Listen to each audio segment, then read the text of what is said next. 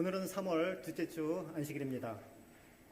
3월 하면 따뜻하고 만물이 소생하는 봄이 시작되는 계절입니다. 우리나라는 24절기 가운데에서 개구리가 잠에서 깬다고 하는 경칩, 올해는 3월 5일이었는데요. 경칩을 봄이 오는 신호탄으로 봅니다.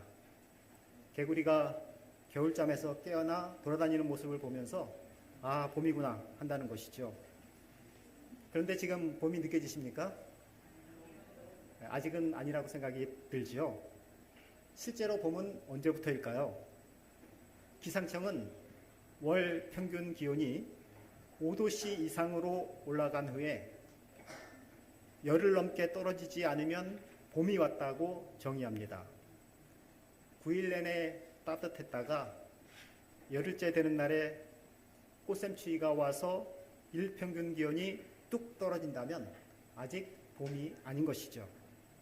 요즘 일평균 기온이 영상 2도에서 3도가량에 머물러 있습니다.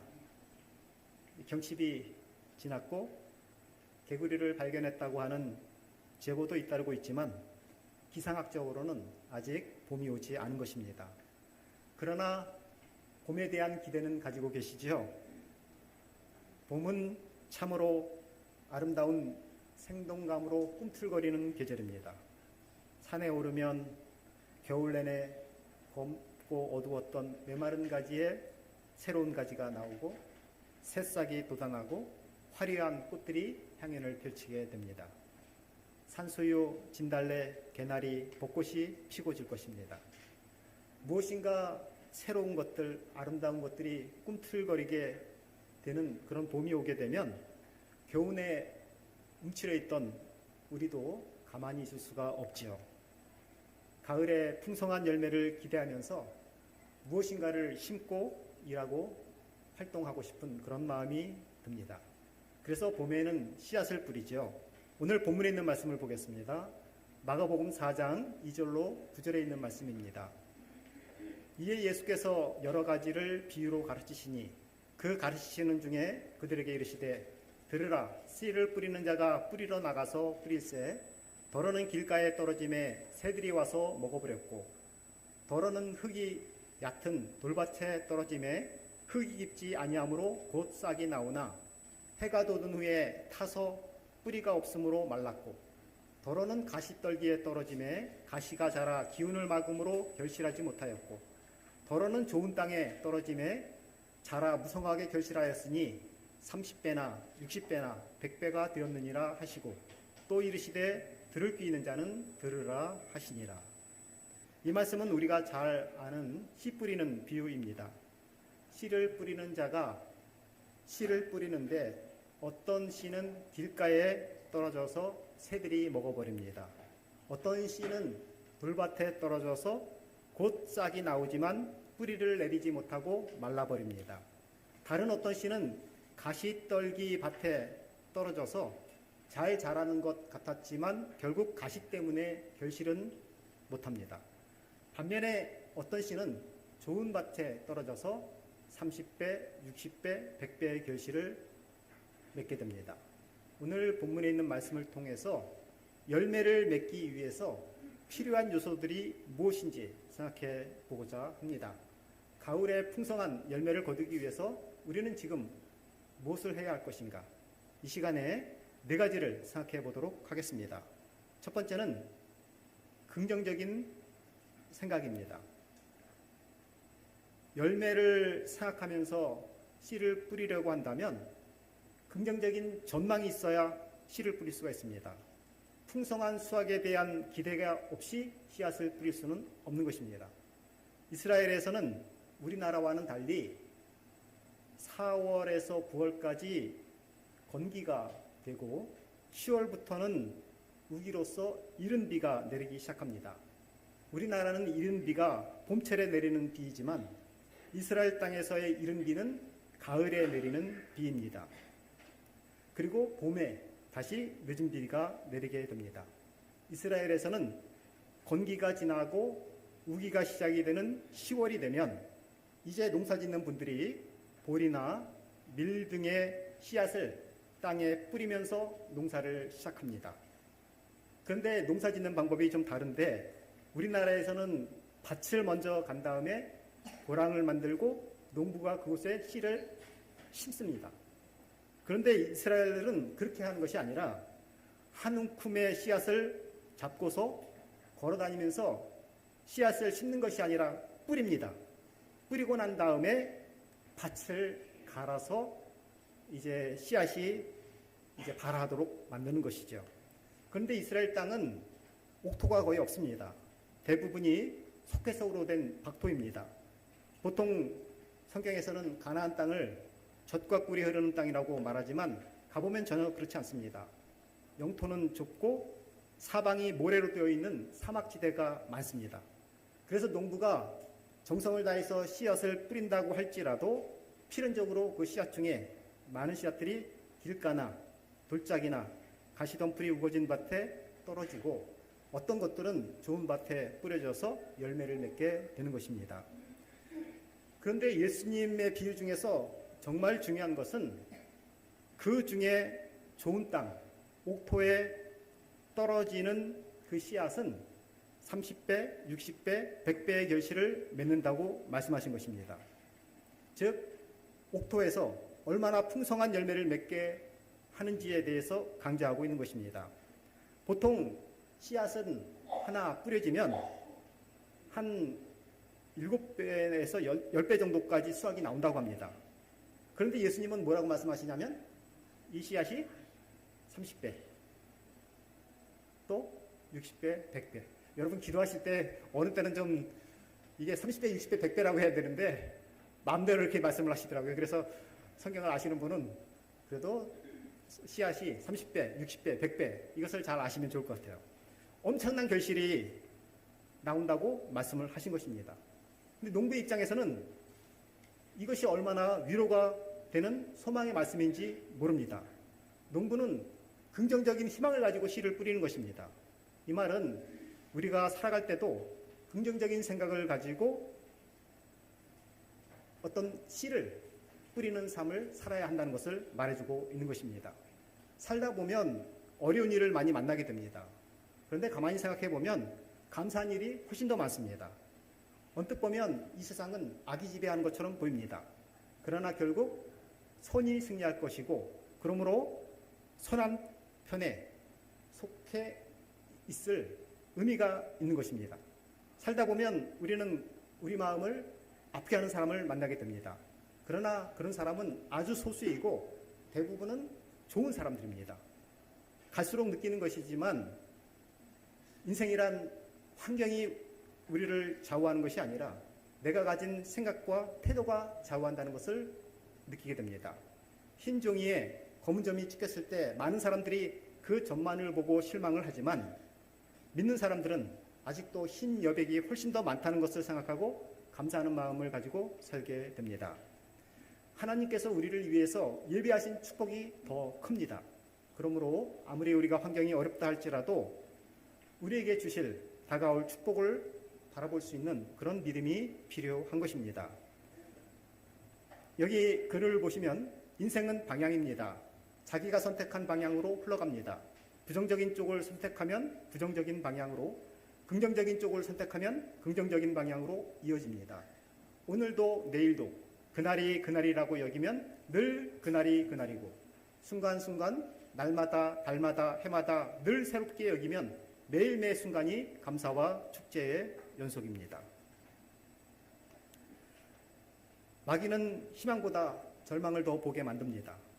그런데 하나님께서는 절망보다는 소망을 더 보게 하십니다. 우리는 성령이 성령으로 충만해져서 항상 절망보다는 소망을 크게 보고 나쁜 사람보다는 좋은 사람이 훨씬 많다고 생각하고 사람에게 단점보다 장점이 훨씬 더 크다고 생각하고 안 된다는 말보다 해보자 하는 말을 더 많이 할 수 있어야 하겠습니다.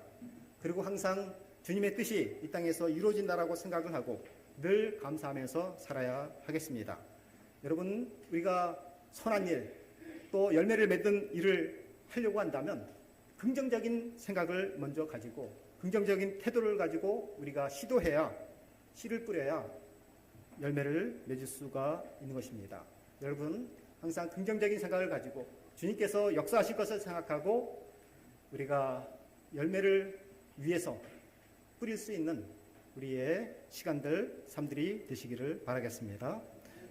두 번째로 이 열매를 맺기 위해서 필요한 조건은 좋은 밭이 되어야 한다는 것입니다.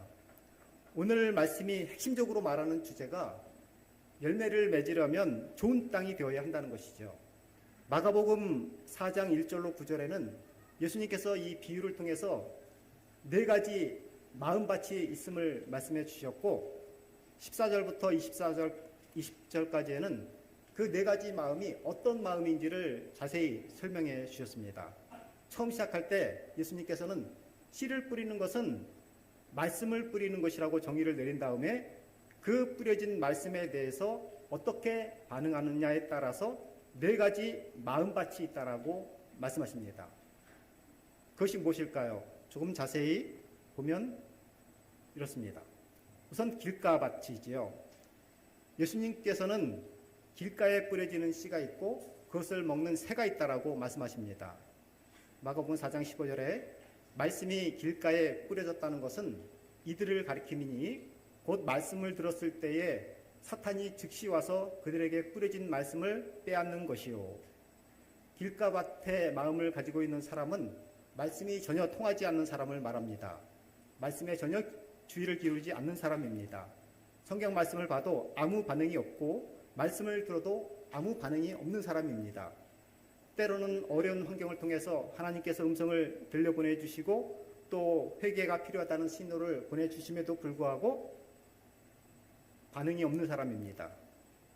뿌려진 말씀이 뿌리를 내릴 곳이 없기 때문에 마귀가 새처럼 빼앗아 가는 것입니다. 그래서 우리는 말씀에 항상 열린 마음이 필요한 것입니다. 두 번째로 돌밭과 같은 마음에 대해서 말하고 있습니다.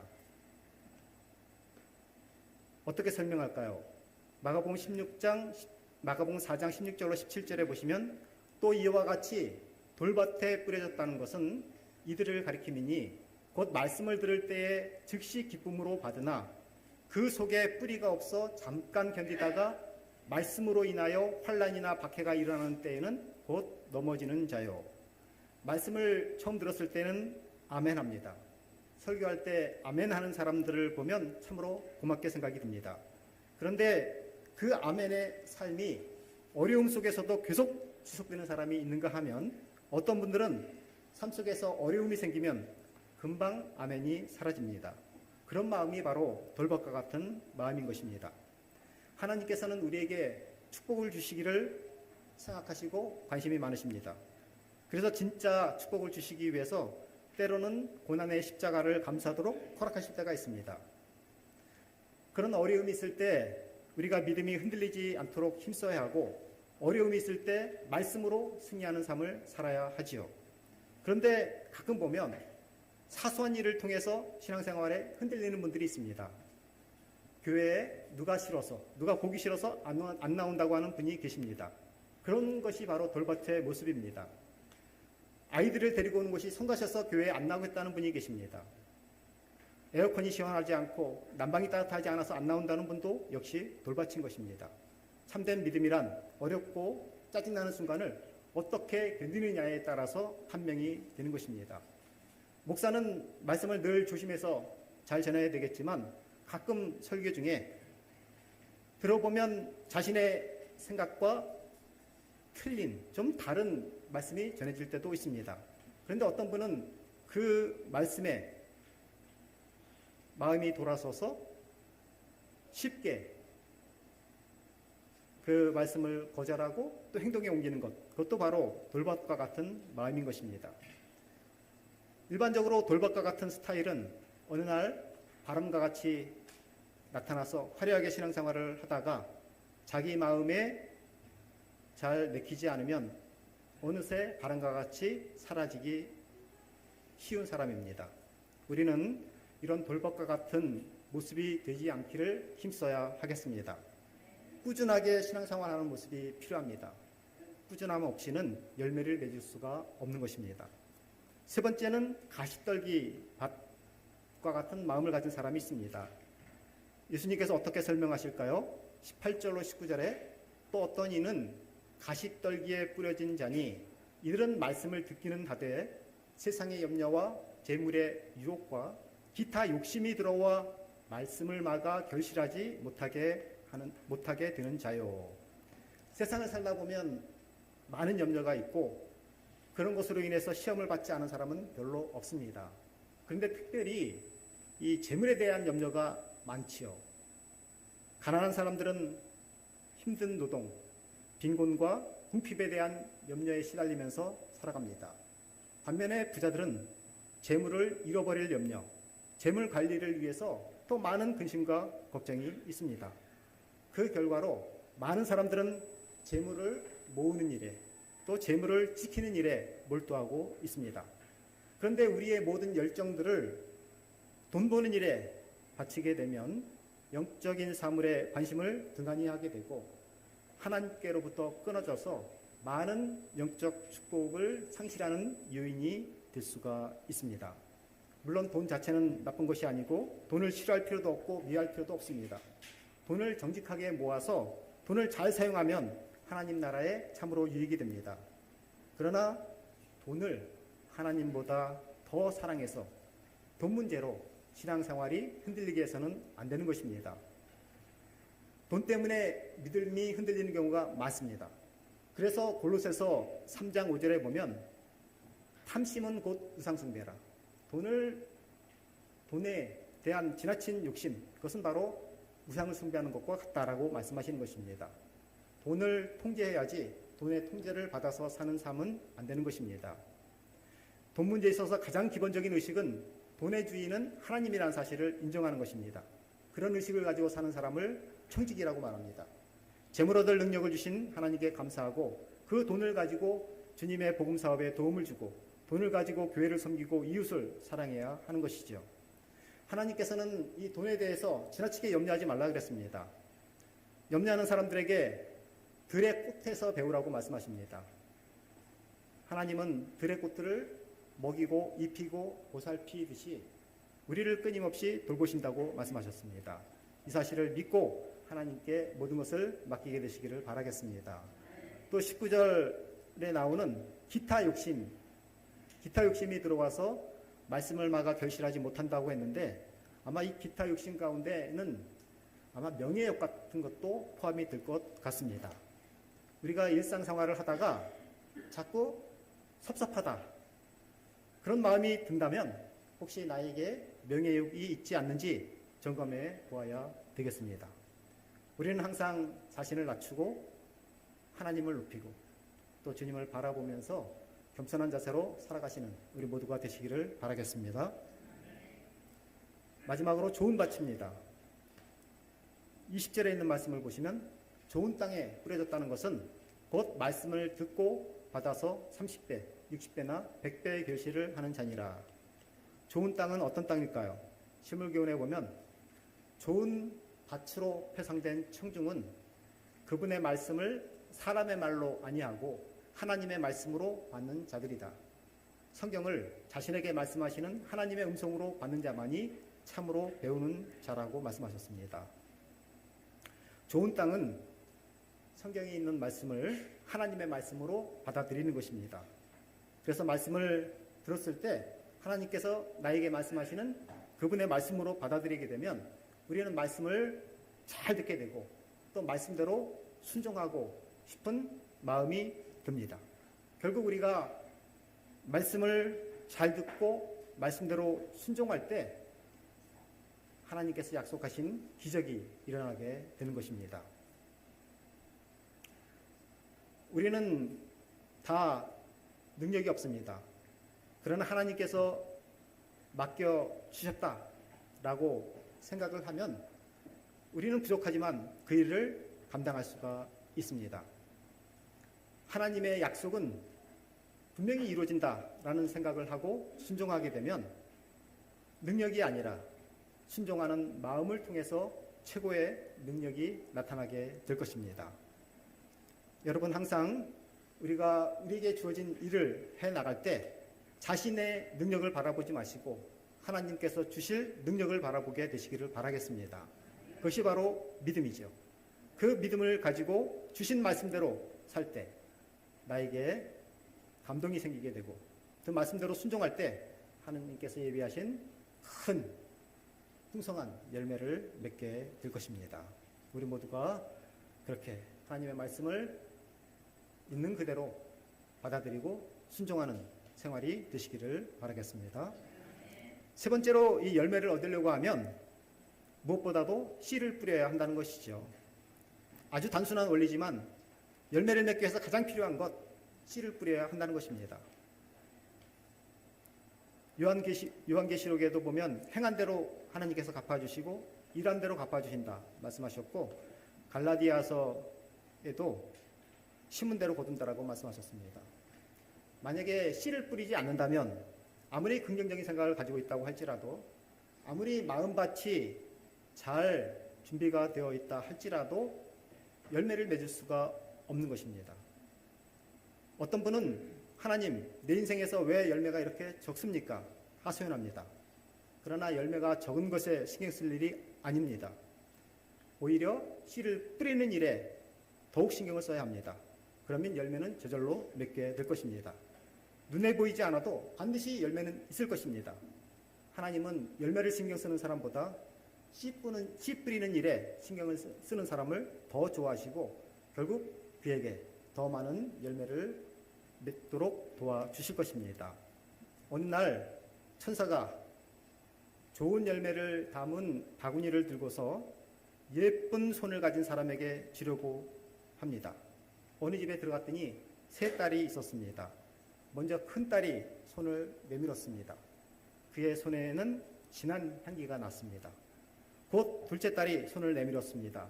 아주 곱고 깨끗한 손이었습니다. 그러나 세 번째 딸은 손을 감춥니다. 일을 많이 해서 손이 거칠어졌기 때문입니다. 그 모습을 보고 천사는 그 거친 손을 예쁜 손으로 여기고 그녀에게 바구니를 주었다는 것입니다. 셋째 딸과 같이 일하는 데 힘쓰는 예쁜 손을 가지시기를 바라겠습니다. 많이 뿌리시고 많이 땀을 흘리시고 많이 봉사할 수 있는 손이 되시기를 바라겠습니다. 무엇보다 일을 하면서 열심히 기도하는 손이 되시기를 바라겠습니다. 하나님은 우리의 땀과 헌신과 기도를 받으시고 반드시 복된 열매들을 허락하실 것입니다. 갈라디아서 6장 7절로 9절에 있는 말씀을 우리 같이 한번 봉독해 볼까요? 스스로 시작. 스스로 속이지 말라. 하나님은 업신여김을 받지 아니하시나니 사람이 무엇으로 심든지 그대로 거두리라. 자기의 육체를 위하여 심는 자는 육체로부터 썩어질 것을 거두고 성령을 위하여 심는 자는 성령으로부터 영생을 거두리라. 우리가 선을 행하되 낙심하지 말지니 포기하지 아니하면 때가 이름에 거두리라. 하나님은 심는 대로 거두게 하십니다. 육체를 위하여 심으면 육체로부터 썩을 것을 거두고 성령을 위하여서 심으면 성령으로부터 영생을 거두게 될 것입니다. 그러므로 우리가 잘 심고 또 심을 때는 단순히 물질의 봉사를 심는 정도에 만족하지 마시고 가치 있는 것, 영적인 것을 무엇보다 많이 심게 되시기를 바라겠습니다. 그러면 가치 있는 열매들이 많이 거두게 될 것입니다. 이런 말씀도 있는데요. 매일 첫 시간을 말씀과 기도로 시작하는 것은 산속 별장에서 아침에 창문을 열고 신선한 공기를 듬뿍 마시는 것과 같습니다. 하루의 첫 시간을 하나님과 보내면 인생의 고통스러운 문제는 해결 이전에 상당 부분 해소됩니다. 더 나아가 해결됩니다. 결국 아침 시간을 말씀과 기도 시간으로 구별해 하나님 앞에 드리면 그날 무슨 일이 일어나든 그 일은 가장 의미 있는 일이 됩니다. 이렇게 영적인 일에 우리가 씨앗을 뿌리는 것, 우리의 삶 속에서도 얼마나 중요한 일인지 모르겠습니다. 어느 날 직장을 다니는 친구가 혼자 진급을 했습니다. 그런 모습을 보고 질투하지 않고 야, 잘됐구나, 축하한다 말하기 정말 힘듭니다. 모르는 사람이 진급하면 차라리 괜찮은데 아는 사람이 진급하면 더 힘들어지는 것이 인간의 속성이죠. 이웃사랑이 정말로 어렵습니다. 그런데 진심으로 축하해주면 그것이 바로 진정한 이웃사랑이고, 그런 사랑을 심을 때 하나님의 은혜가 더 주어지는 것입니다. 엄밀하게 말하면 진급은 못해도 은혜가 넘치는 복된 삶을 살 수가 있는 것이죠. 이렇게도 말합니다. 남의 성공을 기뻐할 수 있는 사람은 행복하다. 타인의 성공을 순수하게 기뻐할 수 있는 것, 그것이 얼마나 행복한 일인지 이 나이가 되어서야 알 것 같다. 사실 젊었을 때는 잘 모르는데 나이가 되면 이렇게 축하해 준다는 것 정말로 좋은 것이라고 생각이 듭니다. 젊은 시절에는 얼마나 초조했고 타인의 성공을 도저히 기뻐할 수 없었던 건 아니었지만 그럴 마음의 여유가 생기지 않았다. 이것이 우리의 솔직한 마음일 것입니다. 그러나 우리가 이렇게 가까운 이웃들을 진정으로 축하해주고 격려해주는 것, 그것이 얼마나 아름다운 모습인지 모릅니다. 살면서 우리와 가까이 있는 가족, 형제, 친구와 이웃들을 더욱 사랑하시기를 바라겠습니다. 멀리 있는 사람은 그 멀리 있는 사람을 사랑하는 것은 동정심이 될 수 있지만 그것은 품성의 성숙을 논할 수 있는 단계는 아닙니다. 그러나 가까운 사람을 어떻게 대하느냐에 따라서 자신의 품성이 어떠함을 측정할 수가 있습니다. 그러므로 가까이 있는 사람을 진정으로 사랑하고 축하해주고 격려해주는 우리 모두가 되시기를 바라겠습니다. 특별히 매주 같이 예배를 드리고 교제하는 사람들을 열심히 사랑하시기를 바라겠습니다. 매주 같이 예배를 드리는 존재이니까 영적으로는 누구보다 가까운 존재지요. 그 가까운 존재를 힘써 사랑하면, 그래서 좋은 것을 심게 되면 품성 훈련도 되고 축복의 열매도 넘치게 주어질 것입니다. 우리는 교회에서 여러 봉사를 하게 되는데 우리 교회 성도들을 위해서 그렇게 하는 것이죠. 소리 없이 청소하고 휴지를 줍는 것, 그것은 위대한 일은 아니지만 작게 하는 열매를 맺기 위한 실천입니다. 옆 사람에게 물을 떠주고 성경과 찬미를 잘못 찾으면 친절하게 찾아주는 것, 그것도 작은 사랑의 실천입니다. 자신의 은사를 사용해서 알아주지 않아도 힘껏 봉사하는 것, 그것은 외국에서 선교하는 것, 노숙자를 돕는 일보다 중요하지 않다라고 말할 수는 있을지 모르지만, 그러나 정말로 우리 주변에 있는 작은 사랑의 실천을 우리 하나님께서는 귀하게 여기시는 것입니다. 우리 작은 사랑의 실천을 통해서 큰 복을 예비하시는 복된 성도들이 다 되시기를 바라겠습니다. 네 번째로 열매를 맺기 위해서 필요한 또 한 가지는 인내심을 가져야 한다는 것이죠. 살다 보면 우리 앞에 길가밭 환경이 있고 돌밭 환경이 있고 가시떨기밭 환경이 있을 수 있습니다. 그래도 우리의 믿음을 포기하지 말아야 합니다. 가능성이 있다고 생각하고 하나님께서 결국 합력해서 선을 이루실 것을 믿어야 합니다. 삶이 우리를 속여서 어렵게 한다 할지라도 절대 낙심하지 말아야 하는 것입니다. 하나님이 계시기에 선은 반드시 승리하고 믿음은 반드시 결과를 얻을 것을 믿고 살아야 하겠습니다. 28절에 땅이 스스로 열매를 맺되 처음에는 싹이요 다음에는 이삭이요 그 다음에는 이삭에 충실한 곡식이라. 씨앗을 뿌려도 충실한 곡식이 되기까지는 여러 시간이 필요하고 과정이 필요하다는 말씀인 것이죠. 시간을 가지고 인내해야 열매를 맺을 수 있다고 하는 것입니다.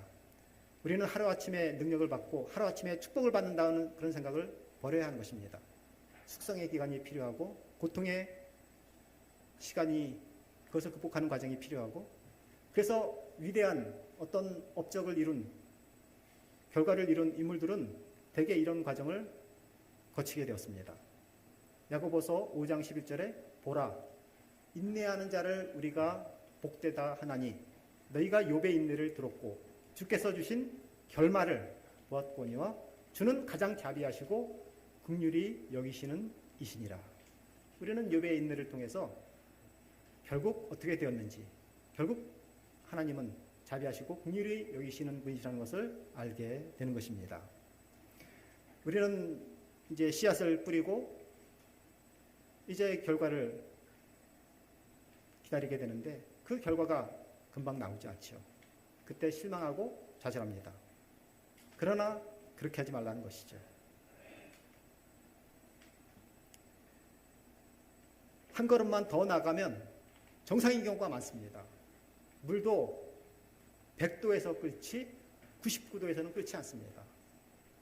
노력을 포기하지 마시고 믿음을 포기하지 마시고 좀 더 기도하면서 한번 마음 먹은 것 끝까지 나가게 되시기를 바라겠습니다.